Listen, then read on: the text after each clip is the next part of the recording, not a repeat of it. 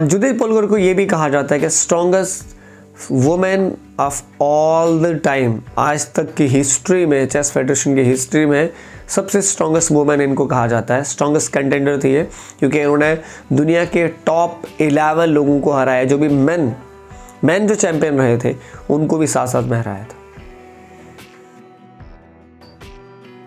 अस्सलाम वालेकुम to all of you, welcome back to my YouTube channel एक और नई वीडियो के साथ। आज की वीडियो बहुत ज़्यादा इन्फॉर्मेटिव है। तो आज मैं बताने वाला हूँ, जैसे हम लोग सुनते हैं कि जीनियस, ये बच्चा जीनियस है या फलाना आदमी जीनियस था, तो उसी के बारे में एक वीडियो के माध्यम से बताना चाहता हूँ कि जीनियस जो होते हैं वो पैदा नहीं होते, बल्कि जीनियस बनाए जाते हैं। Genius are not born but genius are made. Laszlo Polgar नाम के एक व्यक्ति थे, इसके बारे में आज मैं बताऊंगा, जिन्होंने जो एक चेस टीचर भी थे और साथ में एजुकेशनल साइकोलॉजिस्ट भी थे। इन्होंने जब कॉलेज में बहुत सारे स्टूडेंट्स के ऊपर रिसर्च की, रिसर्च करने के बाद सॉक्रेटिस से लेकर आइंस्टाइन से लगभग 400 लोगों की बायोग्राफीज जब पढ़ी, तो इन्हें क्या समझ आया कि जीनियस जो है वो पैदा नहीं होते, बल्कि जीनियस जो हैं वो बनाए जाते हैं। जैसे हम बात करते सुनते रहते हैं कि leaders are not born but leaders are made, same genius के साथ भी ऐसा ही होता है। क्या पता लगाया कि जीनियस को, एक नॉर्मल व्यक्ति को भी, नॉर्मल बच्चे को भी जीनियस बनाया जा सकता है, बशर्ते उसके ऊपर अगर हार्ड वर्क की जाए। तो सबसे पहले अगर मैं बात करें तो जब इन्होंने स्टडीज़ करने में इसने क्या पाया, इसने शादी करने का फ़ैसला किया और उसके लिए उन्होंने न्यूज़पेपर पे एक इश्तिहार भी दिया कि जो लेडी ये विश्वास रखती है कि एक नॉर्मल बच्चे को भी जीनियस बनाया जा सकता है, तो वो मेरे साथ शादी कर सकती है। तो लारा नाम की टीचर थी जिन्होंने इस प्रपोज़ल को एक्सेप्ट किया और इन्होंने इसके साथ शादी की। और उसके बाद जब इन दोनों की शादी हुई, उसके बाद 1970 ईस्वी में, 1970 में ये उस प्रोजेक्ट के ऊपर काम करना शुरू कर दिया। और इनकी पहली लड़की जो थी, जिसका नाम था सुज़ैन पोलगर, और जब वो 3 साल की हुई तो इन लोगों ने इसके ऊपर स्पेशल चीज़ों के प्रति ध्यान देना शुरू कर दिया। और बहुत सोचने के बाद इन्होंने चेस गेम इनके लिए चुनी। और एज ऑफ 11 वो एक अंडर जो 11 जो टूर्नामेंट्स होती हैं अपनी सिटी की, वो चैम्पियन बनी। 11 साल की उम्र में ही इन्होंने अपना लोहा मनवा लिया था और ये बहुत ही ज़बरदस्त चेस खेलती थी। अंडर 16 कैटेगरी में ये चैम्पियन रही। 1992 वर्ल्ड ब्लिट्ज चैम्पियनशिप जीती। 2005-2006 में भी ये उसकी चैम्पियन रही। आता है कि इन्होंने अपनी ज़िंदगी में 1131 मैच इन्होंने खेले, जिसमें 1112 मैच लगभग इन्होंने जीते, जिसकी परसेंटेज मानी जाती है लगभग 96 पॉइंट कुछ परसेंटेज मानी जाती है।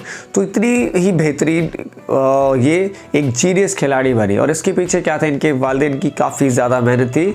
और उसके बाद इनकी दूसरी लड़की हुई, जिसका नाम था सोफिया पोलगर।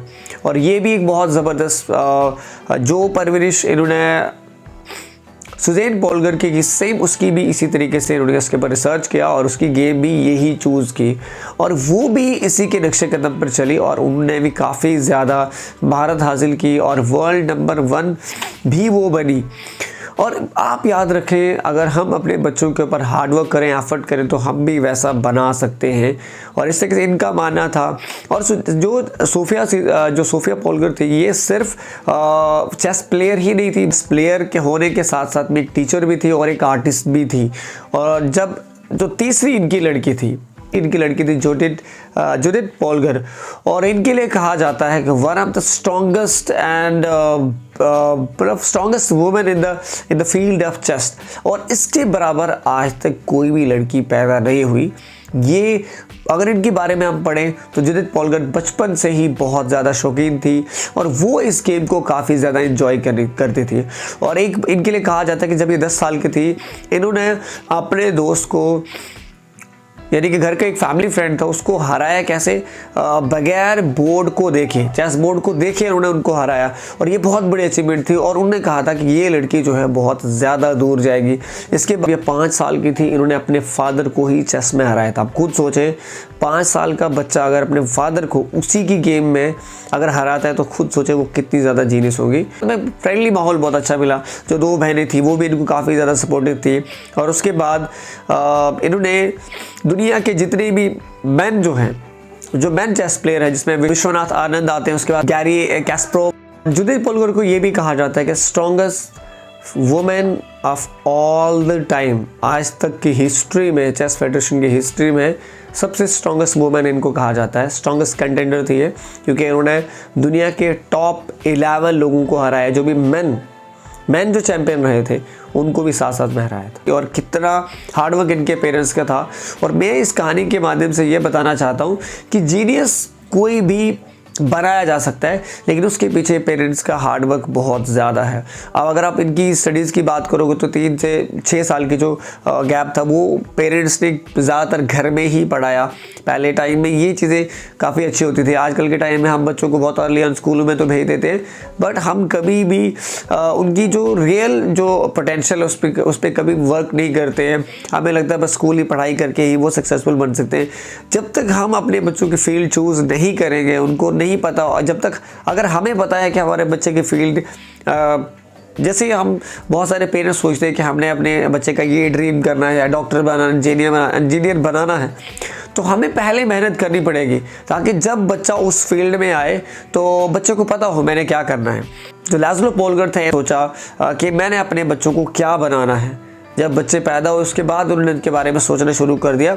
जो इन्होंने सोचा वो करके भी दिखाया।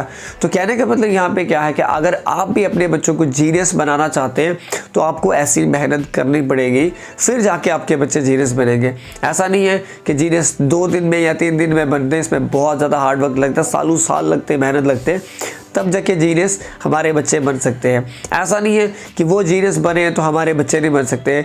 बशर्ते अगर हम हार्डवर्क खुद करें और अपने बच्चों को सिखाएं हार्डवर्क कैसे किया जाता है, तो हमारे बच्चे भी ऐसी उपलब्धि हासिल कर सकते हैं। तो अगर आपको ये वीडियो अच्छी लगे तो आप मुझे लाइक शेयर कमेंट ज़रूर करें, और मुझे फीडबैक ज़रूर दिया करें आपको मेरी वीडियोज़ कैसी लगती हैं।